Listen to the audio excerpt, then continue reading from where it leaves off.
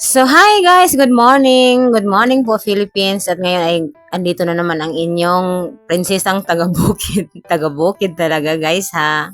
Kung saan sila, ang tatay, andun sa kapatid kong isa kasi may problem. So, doon. Ako, mag-isa dito sa bahay, naiwan. Kanina nagmuni-muni ako. Kasi nga, hindi pa matuloy-tuloy yung plano ko. So, ayun. Nag-ano muna ang babae dito. Tapos ngayon, pumunta ako ng sentro. Naligo ako after pumunta ako ng sentro kasi ayaw ko pumunta ng sentro na parang aswang yung mukha kasi nga walang ligo, walang panuklay. So, ganun ako sa umaga. Lalo na pag wala ako sa mood. O, diba? Nag-overshare na naman ang babae. So, ayun, pumunta ako sa sentro. And then, alam nyo, hindi ako mahihiya mag-vlog ba kahit mag-isa ako doon sa bahay. Alam nyo kung bakit? Wala akong kapitbahay na makaririnig. So, mag-video sana ako papuntang sentro kasi ang daming tao may meeting ng purpose. Maglagay tayo ng ilaw kasi medyo hindi, madilim ba? So, may purpose. So, maraming tao at sa daan, marami din nagtatrabaho dyan. Oh, so, nahiya ako mag-video. Baka sabihin nila, anong ginagawa ng babaeng ito? Nagsalita mag-isa. Kaya, hindi na ako nag-video guys. At alam nyo, anong nakuha ko sa sentro? Ang pakay ko doon ay ice kasi sobrang init ngayon dito sa amin. Sobrang mainit. Tingnan nyo yung labas, yung bintana. Ganyan, kainit sa labas, guys. Pero alam nyo, pumunta ako ng sentro na walang payong, ganito lang. Ganito lang. Hindi natatakot itong babaeng ito, guys, naman, no? Masunog sa araw. Kasi mas maganda yung brown, yung dark brown yung natin kulay, di ba? So, ilagay ko muna kayo dito kasi nahirapan man akong magkuha ng aking mga binibili. Aking mga binibili. Wala nga akong pera, guys. Kaso lang, sobrang mura. Tingnan nyo, sobrang mura, guys. Ikaw ba naman?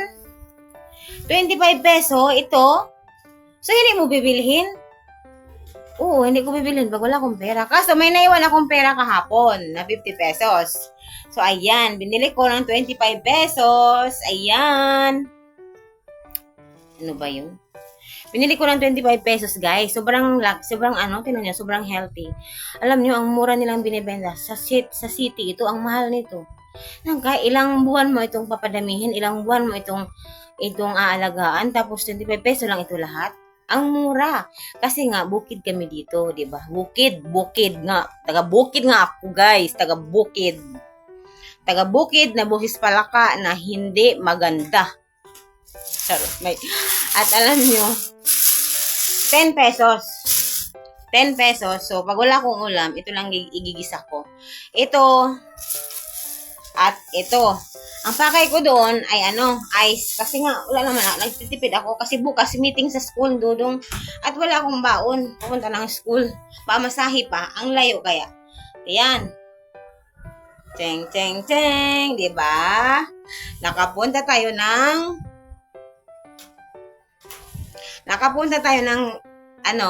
hindi sila sadyang pagpunta kasi ayos yung dala, basta may meeting talaga dyan sa purpose, guys. Marami mga binibenta dyan sa sentro ng mga ganito, ng mga kahit anong galing sa bundok. Kasi nga, yung ibang nagmi-meeting sa purpose is galing sa bundok pa. So, ayan. So, yun. Diba? So, wala sila lahat dito, guys. Iniwan ko kung saan sila nagpupunta. Iniwan nila ako. So, maghanap na ako ng kasama dito. Ng kasama talaga. Para hindi na ako iiwan. Ay, charot. Humuhugot. Ayan. Ayan, guys. Sobrang maganda at sobrang mura. So, yan. So, yan lang po. I-share ko lang. Nag-share lang ako, guys, para may vlog ako today. Today is nag-inarte na naman ako. July 3. Alam mo, hindi naman talaga ako maarte. Pero iwan ko, bakit na nagsasabing maarte ako? So, bahala na sila kung sabing maarte ako, basta ako hindi ako maarte.